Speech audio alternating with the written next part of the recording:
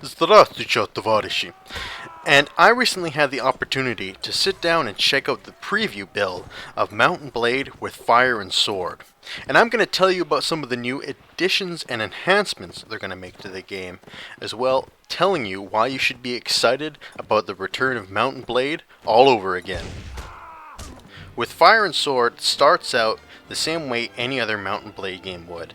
That is, with you creating a character, assigning his attributes, weapons proficiencies, and special skills. With Fire and Sword, it then thrusts you into a battle instantly where you're being attacked by a number of bandits, and it looks like you're being outmatched. Fortunately, a friendly French fellow and some of his companions come to your aid. This battle serves as a tutorial introducing you to the battle mechanics and sort of the concepts of the game. After a conversation with your newfound friend, you now know where you need to go, who needs help, and the basic lay of the land. And as soon as I got control of the game, I noticed the biggest change to Mountain Blade with Fire and Sword. And that is that all the places were actually named after real-life locations.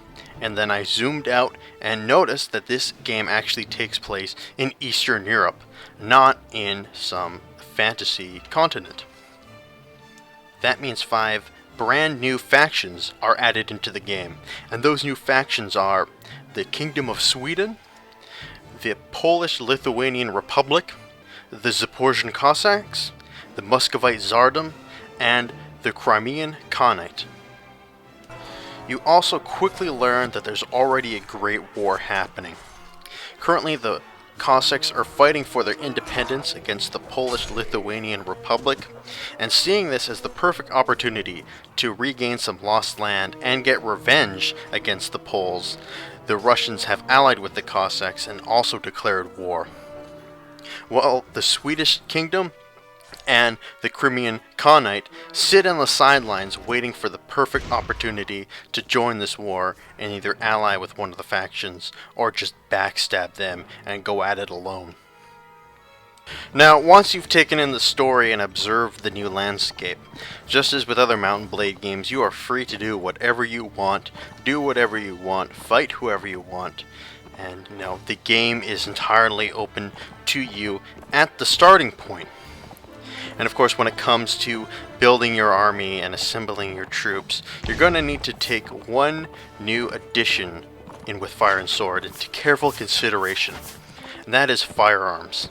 Yes, because this is 17th century Europe, firearms have been invented and are now in use among all nations and in all armies. Now, firearms certainly add a new layer of strategic depth to the Mountain Blade series, because they come with some pretty big strengths. As well, they have some pretty serious drawbacks. So weighing the pros and cons of firearms is definitely a new integral part to fighting battles and building your army. And the strengths of firearms is that they are very powerful. It can do a lot of damage. The weaknesses is that they are not very accurate and they take a long time to reload. So if someone's charging down you on horseback, you've got to make that one shot count, because if you miss, you might be in some serious trouble. So besides the two big changes in with Fire and Sword, that is the new map and factions, as well as the addition of firearms, there are a couple of little enhancements and nuances to the game that are very important to someone who's a Mountain Blade fan. And first off is that you no longer build an army by going to various villages and recruiting volunteers. Instead, you go to mercenary camps dotted throughout the landscape, and from there you choose the type of mercenary you want to buy, how much of them you want to buy, and what equipment they will have.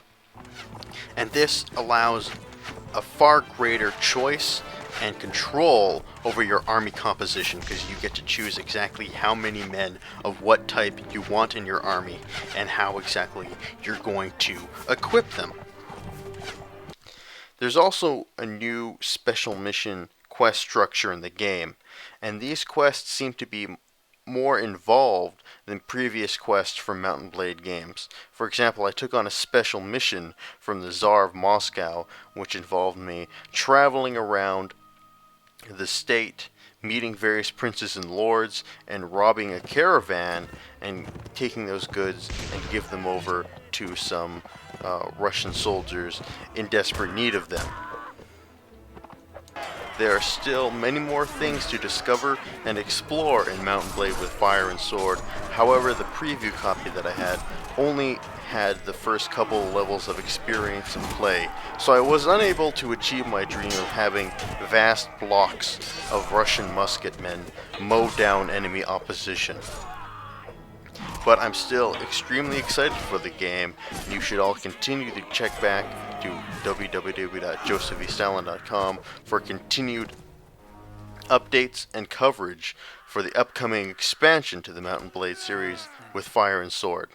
That's it for now, and I hope you guys take care.